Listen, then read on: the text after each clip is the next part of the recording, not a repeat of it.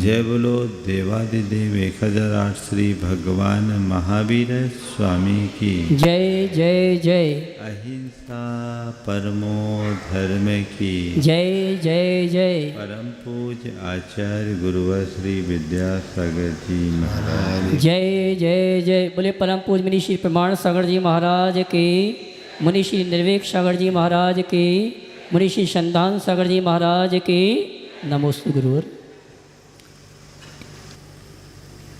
हम सभी चाहते हैं कि हम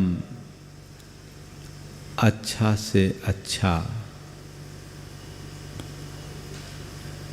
जीवन जी सके और आम जन अपने अच्छे जीवन के प्रति चार दृष्टियां रखते हैं। मैं अच्छा दिखूं, अच्छा कहलाऊं, अच्छा पाऊं और अच्छे से रहूं। अच्छा दिखूं, अच्छा कहलाऊं, अच्छा पाऊं और अच्छे से रहूं। लेकिन एक दूसरी विचारधारा है जो विरले लोगों में होती है, वो है अच्छा देखूं, अच्छा बोलूं, अच्छा करूं और अच्छा बनूं। ऊपर की तीन बातें आप सबके बीच हो गई और आज चौथी बात का प्रसंग है। अच्छे से रहूं, अच्छे से जीऊं एक तरफ और अच्छा बनूं दूसरी तरफ। आप सब अच्छे से रहना चाहते हैं कि नहीं? हाँ, है ना? अब आपके अच्छे से रहने का मायना क्या है? कोई कहे कि आदमी बहुत अच्छे से रह रहा है, इसका मतलब आपके नज़र में अच्छे से रहने का मतलब क्या है? बोलिए। हाँ हाँ, सुख शांति से रहना। शायद ये सही नहीं कह रहे हो। अगर मैं कहूँ ये आदमी बहुत अच्छा है, बहुत अच्छे से रह रहा है, इसका जीवन बहुत अच्छा, जीवन स्तर अच्छा है, तो आपकी नज़र में कैसे व्यक्ति की छवि उभरेगी? हाँ, धार्मिक। मैं आपसे थोड़ा पलट के पूछता हूँ, मैं कहूँगा कि आदमी बड़ा सुखी है, तो आपकी आंखों में कैसे आदमी की छवि उभरेगी? हाँ, आर के मारवा। बहुत अच्छा। जब भी कहा जाए कि ये सुखी आदमी है, तो आप यही कहोगे जिसके पास पर्याप्त पैसा है, यश है, भरा पूरा परिवार है, अच्छी पहचान है, वो आपकी नज़र में सुखी आदमी है। यही है ना? और जब कहेंगे आदमी बहुत अच्छे से रह रहा है, तो आप कहोगे बहुत अच्छे से रह रहा है, इसको कोई कमी नहीं है। तो अच्छा का मतलब जिसके पास बाहर से सब कुछ अच्छा है, जो आपको दिख रहा है ना? अगर इसके उलट कोई व्यक्ति बड़ा संयमी है, सादगी से जीता है, धर्म कर्म करता है, व्रत उपवास आदि करता है, व्रती जीवन जीता है, तो आप उसको ये नहीं बोलोगे ये बड़ा सुखी है, आप कहोगे ये बड़ा धर्मात्मा है। बोलो, किसी धर्मात्मा को तुमने कभी सुखी कहा और कभी किसी धनी को तुमने धर्मात्मा कहा? इसका मतलब क्या निकला? तुमने धनी को सुखी माना और धर्माधर्मी को धर्मात्मा माना। तुम्हारी धारणा अलग हो गई। तुम्हें सुख केवल पैसों में दिखता है, धर्म में नहीं दिखता। तुम्हें धर्म और धन दोनों अलग अलग नज़र आते हैं। धन जब तक सुख का आधार दिखेगा तुम धन के पीछे भागोगे। जिस दिन धर्म तुम्हारे लिए सुख का आधार बन जाएगा उस दिन तुम्हारी दृष्टि पूरी तरह पलट जाएगी और धर्म तुम्हारे जीवन की प्राथमिकता बनेगी। तो अच्छे से रहूं, खूब पैसा हो, खूब अच्छी पकड़ हो, खूब अच्छी पहचान हो और खूब अच्छा प्रभाव हो, है ना। जिसके पास पर्याप्त पैसा, जिसकी अच्छी पहचान, जिसकी तगड़ी पकड़ और जिसका भारी प्रभाव हो वो बहुत अच्छा है। अच्छे से रहूं, मेरे सुख साधनों में कोई कमी ना हो, मेरे पास पर्याप्त सुख सुविधाओं का भंडार हो। यही है ना, अच्छे से रहो। मैं भी आपको आशीर्वाद देता हूँ, अच्छे से रहो। पर भैया केवल बाहर से अच्छे से मत रहो, भीतर से भी अच्छे रहो। तुम्हारी फोटो तो खूबसूरत हो और एक्सरे बिगड़ी हो तो क्या होगा? बोलो हाँ क्या? ये जितनी बातें अभी हुई ना वो फोटो की है। किसकी है? भीतर क्या है? अच्छे से रहो, ये अच्छी बात है, पर अच्छा बनो, ये सबसे अच्छी बात है। मेरा ध्येय अच्छा बनने का है। हम अच्छा बने,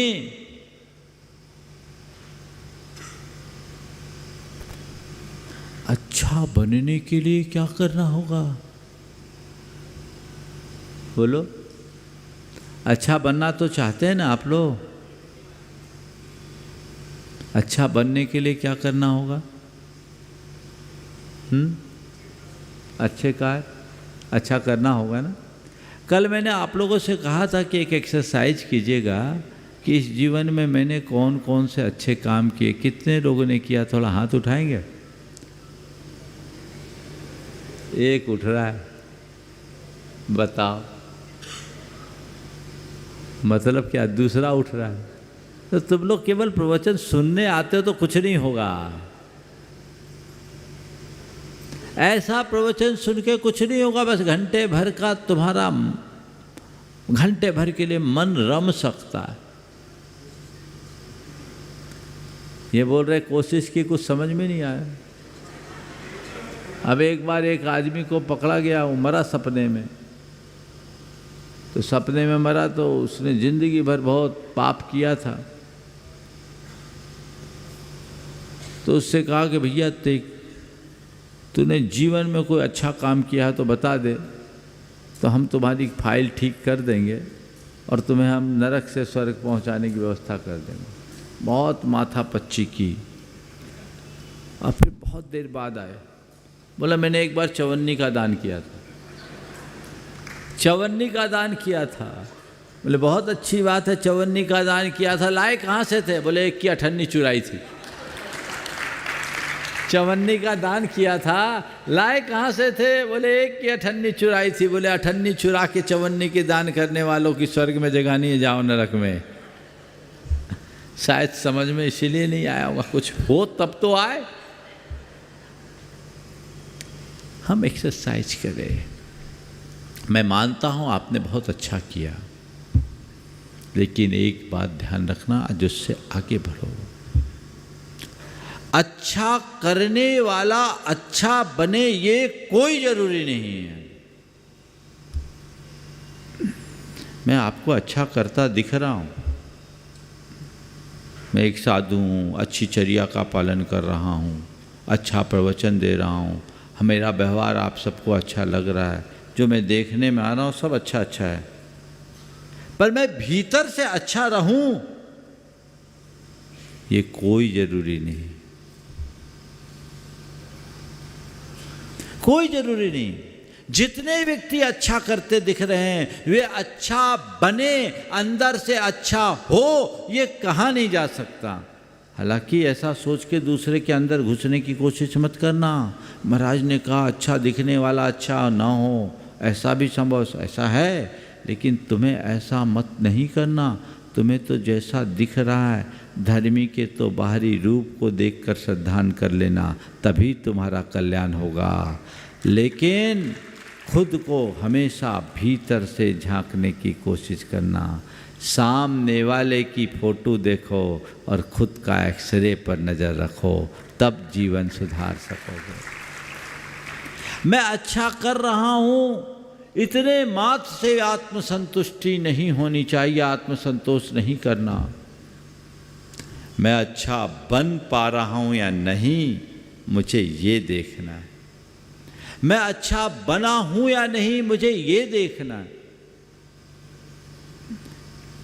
अच्छा बनने के लिए क्या करना है?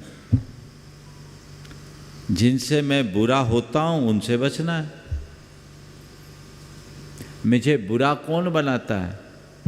बोलो, मुझे बुरा कौन बनाता है? अरे उसने मेरी बुराई कर दी, उसने मुझे बुरा बना दिया, उसने मुझे बुरा साबित कर दिया, ऐसा आप लोग बोलते हैं ना। कोई मेरी बुराई करे, कोई मुझे बुरा बनाए, कोई मुझे बुरा साबित करे, ये सब आरोप है, मनगढ़ंत आरोप है। न कोई बुरा बनाता है, न कोई बुराई करता है, न कोई बुरा साबित कर सकता है। असलियत में यदि कोई किसी को बुरा बनाने वाला है तो मुझे बुरा बनाता है मेरे भीतर की बुराइयाँ, मुझे बुरा बनाती है मेरे भीतर की बुराइयाँ। जब तक मेरे अंतर मन में बुराइयाँ पलते रहेगी मैं बुरा बना रहूँगा। बुराइयाँ पलते रहेगी मैं बुरा बना रहूँगा। और अपने आप को अच्छा बनाना है तो अपनी बुराइयों को मिटाना पड़ेगा। बोलो, है ना? तो अपनी बुराइयों को मिटाना सबसे बड़ी आवश्यकता। मेरे अंदर कौन कौन सी बुराइयां उनको पहचानिए। अच्छा बनना चाहते हैं, सबसे पहला प्रयास कि मुझे अपनी बुराइयों को मिटाना है, बुराइयों पर विजय पाना है। मेरे अंदर दोष, दुर्बलता, दुर्गुण और जो दुष्प्रवृत्तियां हैं मुझे उन्हें दूर करना है। जब तक मेरा जीवन दोषों से भरा होगा, जब तक मेरे अंदर दुर्बलताएं होगी, जब तक मेरे मन में दुर्गुण पलते रहेंगे, मेरी दुष्प्रवृत्तियां होते रहेगी, तब तक मेरा जीवन बुरा बना रहेगा। अगर मुझे जीवन को अच्छा बनाना है तो अपने दोष, दुर्बलता, दुर्गुण और दुष्प्रवृत्तियों से मुक्त होना होगा। ये चार बातें अपने अंतर में अंकित कर लीजिए। दोष क्या होता है? दोष हमारे आत्मगत है, समझ गए? दोष आत्मगत है। हमारे अंदर के जितने भी विकार हैं वे सब दोष हैं। जितने भी आवेग संवेग हैं वे सब के सब दोष हैं। क्रोध, काम, लोभ, मोह, ये जो विकार हैं ये क्या है? दोष है, जो मेरी आत्मा में जड़ जमाए हुए हैं। ये मेरे जीवन की सबसे बड़ी बुराई है। ये मेरी चेतना को विकृत कर रहे हैं। मुझे इनका उन्मूलन करना है, इनकी सफाई करना है। जब तक ये समझ विकसित नहीं होगी, जीवन में सुधार नहीं हो सकता। कभी लगता है मुझ में कोई दोष है? बोलो। दूसरों के दोष तुरंत दिखते हैं, खुद के बोलो दिखते हैं। दोष ये असल दोष है। इन दोषों को दोष समझो और इन दोषों को मिटाने का दृढ़ संकल्प लो। अपनी चेतना को जगाइए।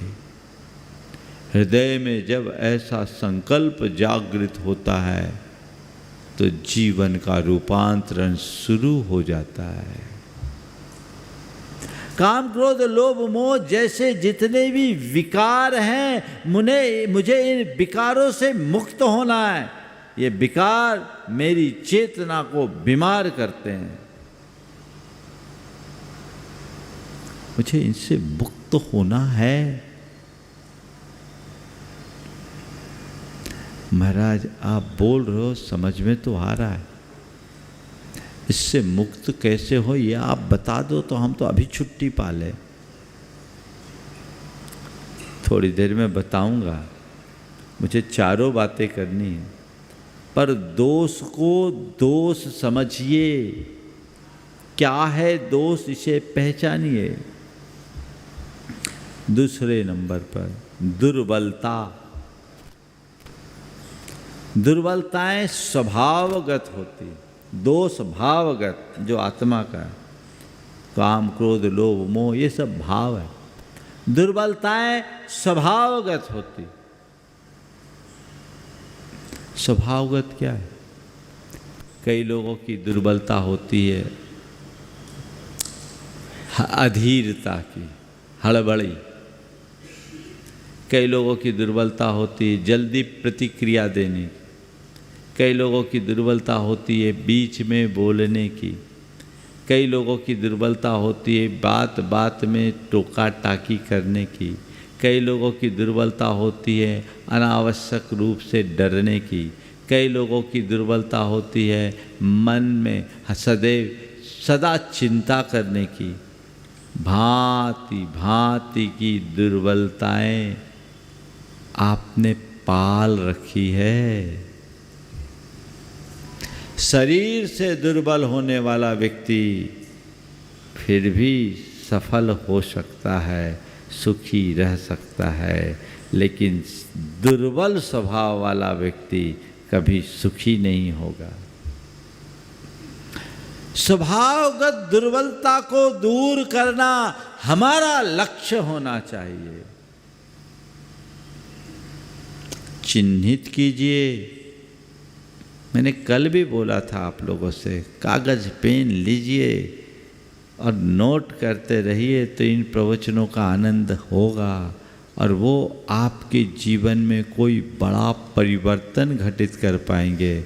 अन्यथा मैं बोलूँगा, आप सुनेंगे, दोनों का काम यहीं तक सीमित रह जाएगा, आगे कुछ नहीं होगा। हर व्यक्ति के हृदय में कुछ न कुछ दुर्बलता है।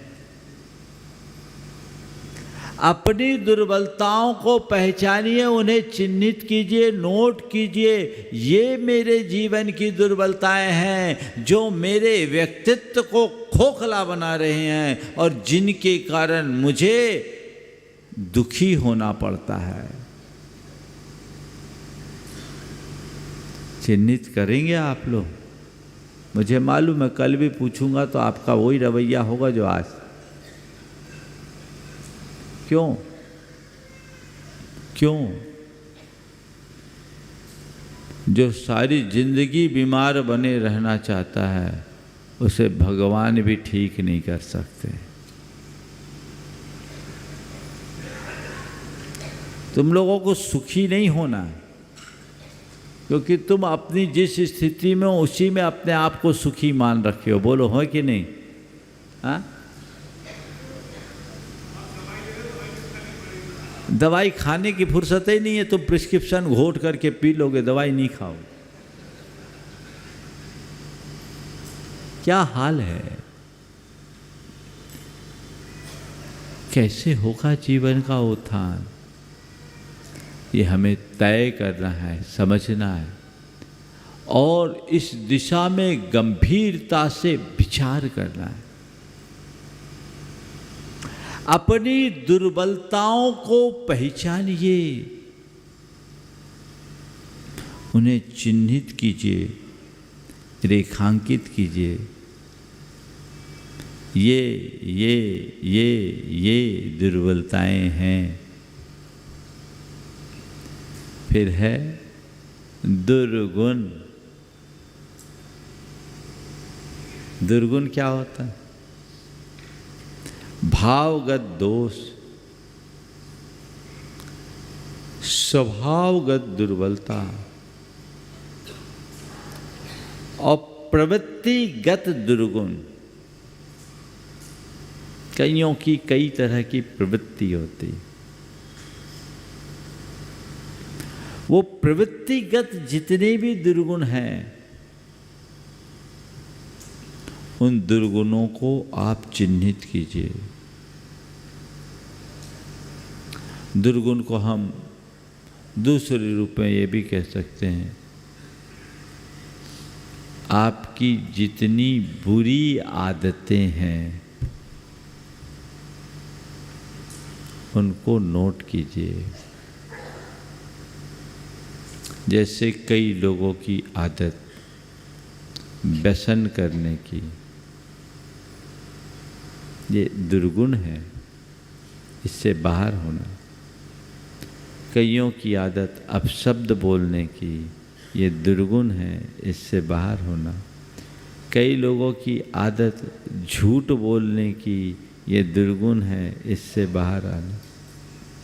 हर व्यक्ति की अलग अलग तरीके की दुर्बलताएं और हर व्यक्ति में अलग अलग तरीके के दुर्गुण होते हैं। ये सब प्रवृत्तिगत है, इनसे हमें बाहर होना है। तो दोषों से, दुर्बलताओं से, दुर्गुणों से और चौथी दुष्प्रवृत्तियों से। दुर्गुण में भी बुरी आदतें हैं और दुष्प्रवृत्ति तो पूरी तरह दुष्प्रवृत्ति है, जो हिंसा और पाप के कर्म में लिप्त होते हैं, जो हमारे पूरे जीवन को बुरा बना देते हैं, वे सब दुष्प्रवृत्तियों के अंतर्गत आते हैं। इन सब से मुक्त होना हमारी पहली प्राथमिकता होनी चाहिए। जब हम इनसे मुक्त होंगे तब हम अच्छा बन पाएंगे। तो अच्छा बनने के लिए क्या करना है? क्या करना है? थोड़ा जोर से बोलिए। क्या करना है? दोषों से बोलो, दोषों से, दुर्बलताओं से, दुर्गुणों से और दुष्प्रवृत्तियों को त्यागना है। अब कैसे करें? दोष, दुर्बलता, दुर्गुण और दुष्प्रवृत्तियों से जो मुक्त होगा वही दुखों से मुक्त होगा, उसका ही जीवन अच्छा बन पाएगा। तो ये हम कैसे करें? सबसे पहले अपने दोषों को, दुर्बलताओं को, दुष्प्रवृत्तियों को, दुर्गुणों को पहचाने, चिन्हित करे। पहला काम क्या है? पहचाने, उन्हें जाने। ये मेरी कमी है, मुझे अपने इन कमियों को पहचान कर फिर क्या करना है? संकल्पित हों। किसके लिए संकल्पित हों?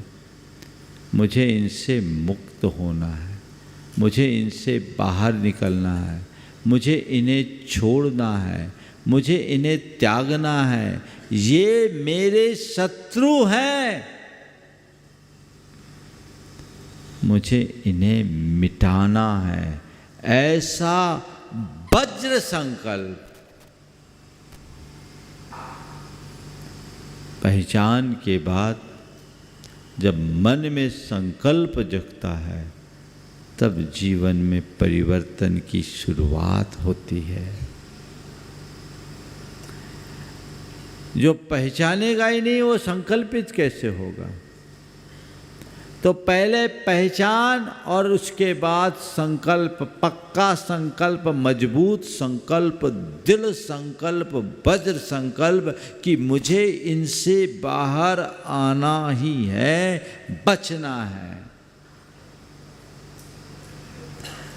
और संकल्प के उपरांत तीसरे चरण में आपको सजग होना है।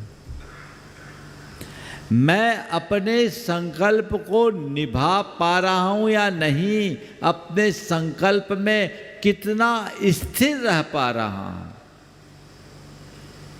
सजगता के साथ मैंने जो संकल्प लिया है उसमें मुझे थोड़ा भी स्खलित नहीं होना, इधर से उधर नहीं होना है।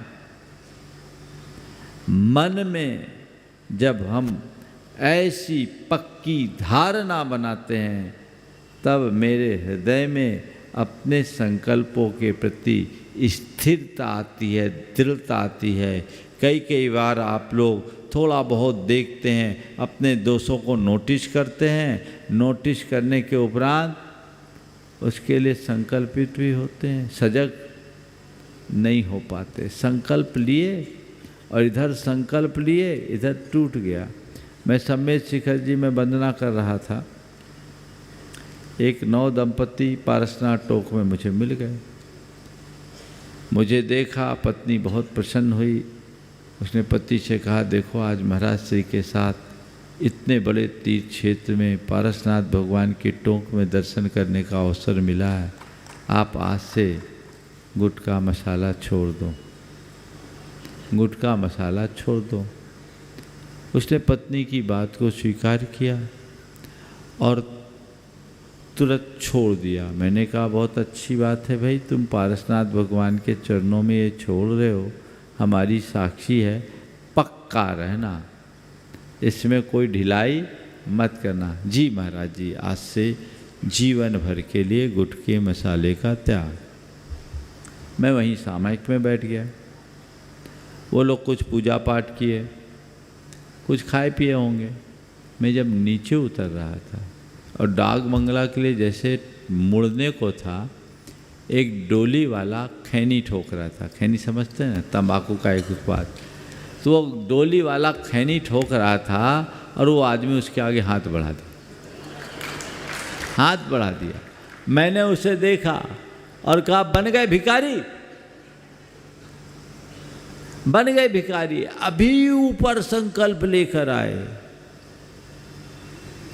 और नीचे आते ही, महाराज मैंने गुटखा मसाला छोड़ा था। क्या? गुटखा मसाला छोड़ा था। क्या होगा? जब तक आप अपने प्रति ईमानदार नहीं होंगे, जीवन में कोई परिवर्तन संभव नहीं है। हाँ? संकल्प लिया, छोड़ दिया, फिर शुरू कर दिया तो क्या करें? उसका क्या होगा? नहाया, साफ सुथरा हुआ, फिर उसके साथ अपने ऊपर गंदगी लपेट लिया तो क्या होगा? घूमो बाजार में, शक्ल अच्छी लगेगी। अरे ठीक है, संकल्प लो, तोड़ो मत, टूट जाए तो प्रायश्चित लेकर उसे सुधारो, पर हमेशा ध्यान रखो संकल्प सदैव निभाने के लिए लिए जाते हैं, तोड़ने के लिए नहीं। मजबूत बनिए, दृढ़ संकल्प ले लिया तो ले लिया, जब मुझे नहीं करना तो नहीं करना। तो चिन्हित करें, संकल्पित हों और अपने संकल्पों के लिए सजग रहें, दृढ़ता से संकल्प का पालन करें। क्या करें? हमारी सजगता को तो संस्कारों में ही समाप्त किया जाने लगा। पहले कोई बच्चा कोई नियम संकल्प लेता था तो माँ बाप उनसे कहते थे, बेटा नियम लिया है, इसमें पक्का रहना, अपने को दिए गए नियम कभी तोड़ना नहीं चाहिए, प्राण जाए पर प्रण नहीं जाए की बात बच्चों को समझाई जाती थी। समझाई जाती थी कि नहीं? हमें तो यही समझाया गया, नियम लिया है तो उसको कभी तोड़ना मत, या तो नियम लेना मत और लिया है तो तोड़ना मत। अपनी पीढ़ी तक तो यही समझाया जाता था, क्योंकि तब दादियों का साथ मिलता था। अब दादियों का स्थान मम्मियों ने ले लिया, और दादी से मम्मी तक में क्या परिवर्तन हुआ? अगर बेटे ने जाके नियम लिया, महाराज जी के पास नियम लिया, कोई पार्टी में गए और कोई चीज़ हो गई, खाने के लिए आ गई, बेटा कह रहा मम्मी मैंने तो नियम लिया। क्या? अरे बेटा चलता है, तू तो ले ले, बाद में प्रायश्चित ले लेंगे, इतना तो चलता है। एक बार एक बच्चा आया और बहुत दुखी होकर कहने लगा, बोला महाराज जी मैंने रात्रि भोजन का त्याग किया था, 1 महीने का त्याग किया था, और महाराज जी एक पार्टी आ गई, उसमें हम गए तो मैंने कहा कि मैं तो कोई अन्य की चीज़ें नहीं लूँगा, क्योंकि मेरी रात्रि भोजन का त्याग है। महाराज जी मेरी मम्मी और साथ में पापा भी कहने लगे, अरे इतना तो चलता है, तुम ले लो। महाराज जी मैंने लिया तो नहीं, पर मेरे मम्मी पापा को ऐसा कहना चाहिए क्या? बेटा कह रहा है, मैंने लिया तो नहीं, पर मेरे मम्मी पापा को ऐसा कहना चाहिए क्या? हमने कहा तेरी जगह तेरे मम्मी पापा को पाठशाला में आना चाहिए, तेरी जगह तेरे मम्मी पापा को पाठशाला में आना चाहिए। अब वो क्या है? वो तो उस बच्चे का भविष्य बच्चा था जो पक्का रहा, नहीं तो माँ बाप तो उसको बिगाड़ ही रहे थे। गड़बड़ होता है। देखिए आप लोगों का 1-2 उदाहरण देता हूँ। एक बच्ची प्रतिभा स्थली में पढ़ी, तो प्रतिभा स्थली में पढ़ती थी तो वहाँ तो कुछ मिलता नहीं खाने पीने को, आलू प्याज ये सब चाट पकौड़े मिलते नहीं बाजार के। अब वो घर आई तो घर में कहा जाता है कि तुम रात में खा लो, वहाँ तो तुमको मिलता नहीं, और तुम जिन चीज़ों को वहाँ नहीं मिलता तुम आलू प्याज वगैरह यहाँ खाओ, सब चाट पकौड़े खाओ। वो बच्ची अपने माँ बाप को लेकर मेरे पास आई। देखिएगा, बच्ची माता पिता को लेकर मेरे पास आई और कहा महाराज जी ये बताइए, ये कहते हैं कि तुमको वहाँ नहीं मिलता तो तुम यहाँ खा लो। तो महाराज जी मेरे 2 सवाल हैं। पहली बात तो इनसे ये पूछिए कि इन लोगों ने मुझे प्रतिभा स्थली किस लिए भेजा। पहली बात तो ये, इनसे ये पूछिए कि इन्होंने मुझे प्रतिभा स्थली क्यों भेजा, और दूसरी बात इनको क्या करना चाहिए। मैं यदि आलू प्याज आदि की नहीं खाती, मैं रात्रि भोजन नहीं छोड़ती नहीं करती, तो इन्हें मुझे देखकर खुद को त्यागना चाहिए या मुझे खाने के लिए प्रेरणा देना चाहिए। बच्ची कह रही, ये तो उस बच्ची में पक्के संस्कार थे, ये प्रतिभा स्थली का ही रंग था कि वो अपने आप को संभाल ली, लेकिन ज़्यादातर तो माता पिता बिगाड़ते ही। आप अपने बच्चों को अच्छे संस्कार देने के लिए वहाँ भेजे हो, तो आपको चाहिए कि आप खुद भी उससे प्रेरित हो। आदर्श तो ये है बेटे, जब तुम घर से बाहर रह कर के इनसे दूर हो इतनी कम उम्र में, तो अच्छा काम है। आज से हमारे घर में भी ये सब चीज़ें नहीं होगी, हम लोग भी इससे दूर होंगे, क्योंकि मार्ग तो यही है। संकल्प में दृढ़ता होनी चाहिए। पर कई ऐसे भी माँ बाप हैं और बच्चे भी भटक जाते हैं, प्रतिभा स्थली से बाहर निकलते हैं और कहते हैं पहले चाट खाओ फिर आगे जाएंगे। तो इन्वायरमेंट अगर उल्टा हो जाता है तो संकल्प का निभना बहुत कठिन होता है। सजग रहिए, हमेशा ऐसे अनुकूल वातावरण में रहिए जहाँ आपके संकल्प की पुष्टि हो। ऐसे निमित्तों से बचिए जहाँ संकल्प खंडित हो। मन बहुत कमजोर है, वो वातावरण से बुरी तरह प्रभावित होता है।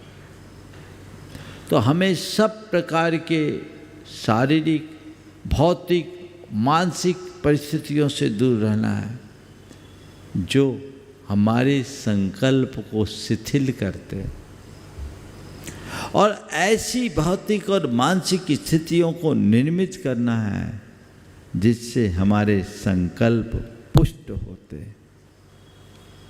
ये सजगता का एक उदाहरण है। तो अपने दोषों, दुर्बलताओं, दुर्गुणों और दुष्प्रवृत्तियों को चिन्हित करें, पहचाने, उन्हें दूर करने के लिए संकल्पित हों और उनके प्रति सजग रहें, और सजग रहने के बाद निरंतर उसकी समीक्षा करते रहें कि मैंने अपने दोषों में कितना नियंत्रण पाया। ये अगर आपके जीवन की प्रक्रिया बन जाए तो बहुत बड़ा बदलाव होगा। इनमें से दो चीज़ें और हैं। जो चीज़ें प्रवृत्तिगत होती है उन्हें तो हम बहुत छोटे से मोटिवेशन से दूर कर सकते हैं। मान लीजिए कोई शराब पीता है, कोई धूम्रपान करता है, या और कोई खोटी प्रवृत्ति है, उसे थोड़ी प्रेरणा दी जाए, उसके मन को मजबूत कर दिया जाए, उसके संकल्प शक्ति को जगा दिया जाए, तो उन सब चीज़ों से बाहर हो जाएगा। क्योंकि ये सारी क्रियाएं बुद्धिपूर्वक की जाती हैं, और जो कार्य बुद्धिपूर्वक होता है उसे हम बुद्धिपूर्वक बहुत आसानी से त्याग कर देते हैं, त्याग सकते हैं। एक बार उसका माइंडसेट तैयार कर दिया जाए, चीज़ों से दूर हो जाता है। और ऐसा मैंने बहुतों को देखा है जो बड़े बड़े दुष्प्रवृत्तियों के शिकार थे, उनके जीवन में बड़ा बदलाव आया। एक स्थान पर मैं था, मेरा कैशलोच हो रहा था, एक व्यक्ति आया और लगभग 2.5 घंटे तक मेरे पास बैठा रहा। पूरे कैशलोच में उसकी आंखों से झरझर आंसू बहते रहे। था बड़ा संपन्न, अच्छा व्यवसायी, लेकिन डेली ड्रिंकर था। कैशलोच के बाद मेरे चरणों में सिर रखा और कहा कि आपको देखकर मुझे बहुत प्रेरणा मिल रही है, और मैं एक तरफ आपको देख रहा था और मैं दूसरी तरफ अपने को देख रहा था। 1990 की बात बता रहा हूँ, उस समय मैं कुल 23 साल का था और उस व्यक्ति की उम्र 46 साल की थी। बोले मैं आपसे दूने उम्र का हूँ। मैं आपको देख रहा था और अपने को देख रहा था। मेरा मन मुझे अंदर से कचोट रहा था कि अपने जीवन को क्यों बर्बाद कर रहे हो, महाराज मेरे मन में बड़ी आत्मग्लानि है और आज से मैं शराब सहित अपने सारे दुर्गुणों को त्याग रहा हूँ। मैंने देखा और उस व्यक्ति से कहा कि सुबह का भूला शाम को घर लौट आए तो भूला नहीं कहलाता। मैंने उसे थोड़ा संबोधा, उसने त्याग किया। दूसरे दिन आहार देने चौके में आ गया। तो शराबियों का भरोसा नहीं रहता, जिसका मुझे पता रहता है कि ये लेता है तो मैं उससे आहार नहीं लेता। अब चौके में तो आ गया, ना करूँ तो दिक्कत, लूँ तो दिक्कत। तो मैंने तुरंत कुछ दिमाग दौड़ाया और कुशलता से, गर्मी का समय था, उसको हवा करने वाले की जगह पे खड़ा कर दिया तो हवा झेलते रहे। आहार देने का मौका ही नहीं मिला, मेरा आहार हो गया, कुल्ला उसके हाथ से कर लिया। जब आया मैंने एकांत में उसे समझाया कि देख भाई, कल तक तो तू सुबह से शराब पीता था, आज तूने छोड़ा है, पर अभी मुझे भरोसा नहीं कि तू छोड़ दिया। मेरे साथ आहार में तू आ रहा है और कल शराब पिएगा तो तेरे साथ मेरी हंसी होगी कि देखो महाराज के साथ रहने वाला शराब पीता है। बोले महाराज आपको कभी ऐसा अवसर नहीं मिलेगा। मैंने कहा ठीक है, पर मैं तुझसे अभी आहार नहीं लूँगा। तू चौके में चल सकता है, इतनी अनुमति तो दूंगा, पर तुझे हवा झेलना है। बोले महाराज अब मैं उसी दिन आहार दूंगा जिस दिन आप बोलोगे, पर जाने की अनुमति है ना? बोले है। पक्का था। वो आदमी गया, 15 दिन में उसके लक्षण पूरे परिवर्तित हो गए। मुझे लगा कि आदमी एकदम इससे बाहर हो गया। मैंने कहा भैया मैं तेरे से आहार ले सकता हूँ। बोले गुरु घर में ही आहार दूंगा और कहीं नहीं दूंगा। चौका लगाया, मैं उसके घर आहार लिया। उसमें इतना बड़ा परिवर्तन आया कि आज वो 7 प्रतिमा के व्रत का पालन कर रहा है। ये प्रवृत्तिगत परिवर्तन है। बिगड़ा से बिगड़ा इंसान यदि मुड़ जाए तो सुधर जाता है। जो बुद्धिपूर्वक किया गया पाप है, दोष है, उसे बहुत आसानी से दूर किया जा सकता है, जितने भी दुर्गुण और दुष्प्रवृत्तियाँ। लेकिन जो कार्य हम अबुद्धिपूर्वक करते हैं, उसे दूर करने के लिए हमें लंबा प्रयास करना होता है। जैसे क्रोध है, गुस्सा है, ये भी 2 कैटेगरी का है। एक गुस्सा करने वाला और एक आने वाला गुस्सा। कई लोगों को अचानक गुस्सा आ जाता है, खुद पता नहीं लगता कब गुस्सा आया और आके चला गया। और कई बार हम गुस्सा करते हैं, इसका हमें अनुभव होता है। जो बुद्धिपूर्वक है उसे हम थोड़ी बुद्धि से जगा कर ठीक कर सकते हैं, लेकिन जो अबुद्धिपूर्वक है, यानी जो बातें हमारे सबकॉन्शियस में गहरी बैठी हुई है, वो अपने आप उभरती है। तो अबुद्धिपूर्वक जमे आने वाले जो भी दोष हैं, वे हमारी चेतना में जमे हुए संस्कारों की अभिव्यक्ति है। उन्हें दूर करने के लिए हमें अपने चेतना के संस्कारों को बदलना पड़ेगा। चेतना में जमे हुए संस्कारों को बदलना होगा। उन संस्कारों को जब हम बदलेंगे तब हमारे भीतर सुधार आएगा। तो उसके लिए एक पूरी प्रक्रिया है जो 2-3 मिनट में मैं पूरी कर रहा हूँ। अपने अंदर के संस्कारों को बदलना है तो सबसे पहले आप इस बात का एहसास करना शुरू कीजिए कि मेरे अंदर गुस्सा आ रहा है। प्रारंभिक चरण में आप नहीं कर पाएंगे। उसके लिए आपको किसी की मदद करनी पड़ेगी, मदद लेनी होगी। और मदद किसकी ले सकते हैं? हर व्यक्ति, चाहे वो कितना भी गुस्सैल हो, उसका कोई ना कोई एक ऐसा आत्मीय होता है जिसकी किसी बात को बुरा नहीं मानता। चाहे वो आपकी पत्नी हो, पति हो, माँ बाप हो, मित्र हो, जो हो, बच्चे हों, उनको आप उनका सहयोग लीजिए। जिनकी बात आपको बुरी न लगे उनका लेना, और उनसे कह दो कि देखो जब भी मैं ट्रैक से बाहर आऊँ मुझे टोक देना। पहली बार में जब वो कहेगा कि भैया आपने गुस्सा किया, तो आप कहोगे आया होगा, अभी स्वीकार नहीं। दूसरी बार कहेगा हाँ आया तो है, आ गया, क्या करे। तीसरी बार, तीसरी स्टेज आएगी, आ गया, आना तो नहीं चाहिए, मैं चाहता तो नहीं था फिर भी आ गया।